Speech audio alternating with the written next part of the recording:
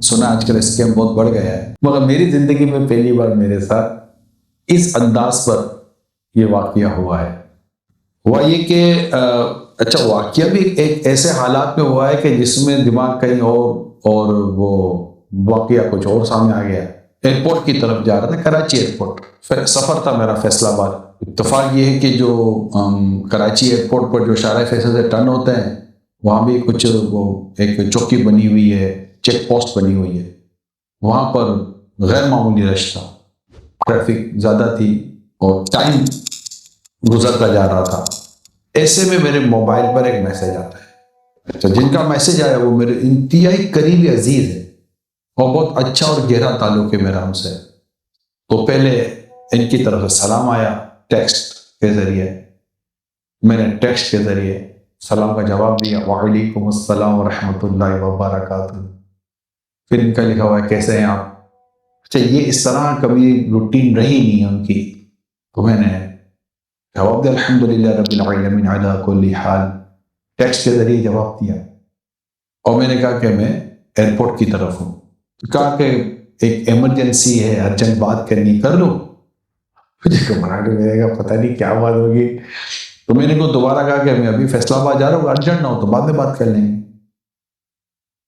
اس کا رپلائی یہ آیا کہ مجھے ارجنٹ 25,000 روپے کی ضرورت ہے۔ میں حیران تھا کہ یہ 25,000 کی شخصیت تو نہیں ہے کہ ان کو 25,000، لیکن ایمرجنسی ہوتی ہے۔ اب میں نے کہا کہ آپ اپنا اکاؤنٹ نمبر بھیجیں تو آن لائن کرتے ہیں۔ تھوڑی ہی سیکنڈز میں ہی یہ مجھے ہوا کہ میں نے کہا کہ آپ ایک کام کریں، مجھے اپنی وائس بھیجیں تاکہ میں جانوں کہ آپ ہی۔ چند سیکنڈ کے بعد وائس آئی، انہیں کیا ہوا السلام علیکم ورحمۃ اللہ وبرکاتہ۔ میں نے کہا خالی وائس میں سلام بھی بھیج دیا انہوں نے، تعلقات تو ہمارے تھے۔ میں نے وائس جب سلام بھیجا تو جی میں فلاں بول رہا ہوں اور جی میں نے کہا اگر ہو سکے تو مجھے آپ یہ بھیج دیں، تو ایک تسلی بخش میسج تھا۔ اب مجھے وہ لگا کہ یہ کچھ اور ہی ہے، تو میں نے ان کو میسج بھیجا کہ آن لائن تو نہیں، آپ کو میں پیسے آپ کے ہاتھ میں بھجوا دیتا ہوں۔ تو جواب آیا کہ میں کہیں دور ہوں، میں پہنچ نہیں سکوں گا، آپ مجھے آن لائن کر دیں، اس طرح کا جواب آیا۔ یہ ساری چیٹ میرے موبائل پہ موجود ہے، ملتی جلتی۔ تو مجھے مزید اسٹرائک ہوا، میں نے کہا یہ کچھ اور ہی ہو رہا ہے بھائی۔ اب دوبارہ یہ ہوا کہ میں تو آن لائن ہی بھیج سکوں گا، یہ بات میں نے ان کو کہی۔ پھر میں نے کو کال کی، واٹس ایپ کال کی، تو کال اٹینڈ ہوئی مگر سامنے سے کوئی رسپونڈ نہیں ہو رہا تھا۔ تو پھر ٹیکسٹ میسج آیا کہ میں دور ہوں اور نیٹ پرابلم ہے۔ اب تقریباً میرا ذہن بن گیا تھا کہ یہ کچھ اور ہی ہے، اور میرا بھی ذہن تھا کہ میں نے کہا میں آپ کو فزیکل دے سکتا ہوں۔ اب اس کے بعد کا کوئی پراپر رپلائی تو آیا نہیں، پھر آیا ہی نہیں۔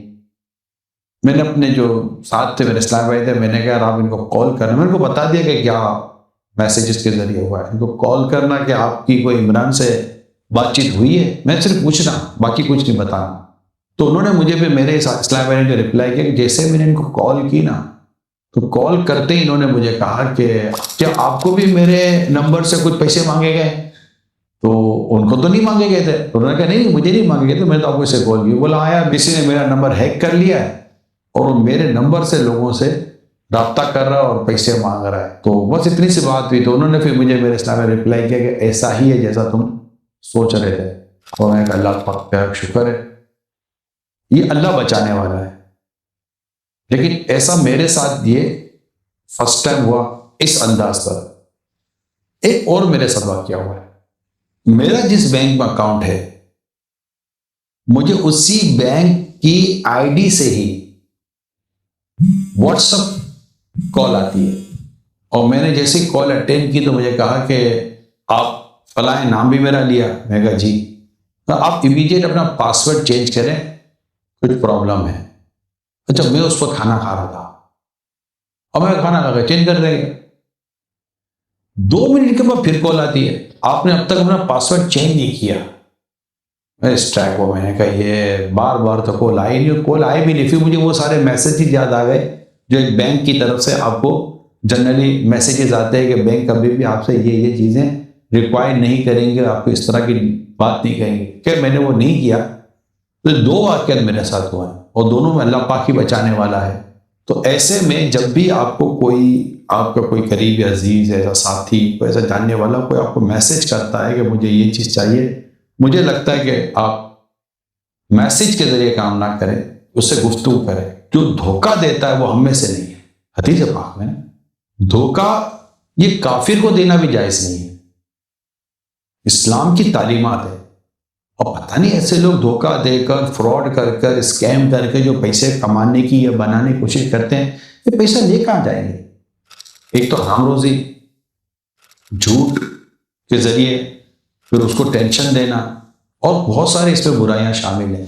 تو یہ ساری چیزوں سے آپ کو کوئی فائدہ نہیں ہوگا، یہ پیسہ بھی کسی کام نہیں آئے، یہ پیسہ آپ کی دنیا اور آخرت کو تباہ و برباد کرے گا۔ یا اگر کوئی آپ سے اس معاملے میں دھوکہ دینے میں، جھوٹ بولنے میں، کسی کو نقصان پہنچانے میں آپ سے مدد مانگتا ہے تو اس کی اجازت نہیں ہے۔ قرآن کریم میں واضح طور پر فرمایا تعاونوا علی البر والتقوی ولا تعاونوا علی الاثم والعدوان، نیکی اور بھلائی کے کاموں میں مدد کرو، برائی اور گناہ کے کاموں میں مدد نہ کرو۔ واضح طور پر قرآن کریم میں ارشاد فرمایا۔ تو میں تو الحمدللہ اللہ کی رحمت سے بال بچ گیا۔ میں تو یہی کہوں گا، اماؤنٹ چھوٹے بڑے کی بحث نہیں ہے، لیکن کہتے ہیں نا کہ آپ 1200 روپے خرچ کر دیں تو آپ کو صحیح جگہ خرچ کی، اچھی جگہ خرچ کی، آپ کو غم نہیں ہوگا۔ لیکن اگر 12 روپے کہیں گر گئے نا تو آپ کو غم ہوگا۔ تو یہ چیزیں جو اس طرح ضائع ہوتی ہیں نا، یہ غمگین کر دیتی ہیں، پریشان کر دیتی ہیں۔ جب بھی گھر سے نکلے، دفتر سے نکلے، یا حفیظو یا سلامو اول آ کے درود شریف کے ساتھ 11 بار پڑھ لیں، اور گھر سے نکلے تو بسم اللہ توکلت علی اللہ لا حول ولا قوت الا باللہ پڑھ کر گھر سے نکلیں۔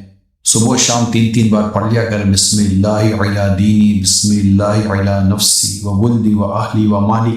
الحمدللہ میں تو کوشش کرتا ہوں کہ ہر دعا میں یہ پڑھ لوں، ایک کم از کم ایک ہی بار پڑھ لوں۔ صلو علی الحبیب صلی اللہ علیہ وسلم۔